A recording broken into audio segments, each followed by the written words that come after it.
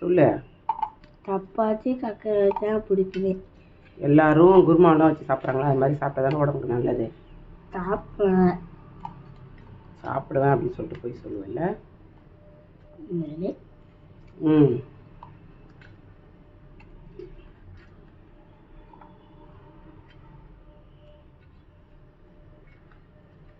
போதுமா? ம் போதும்.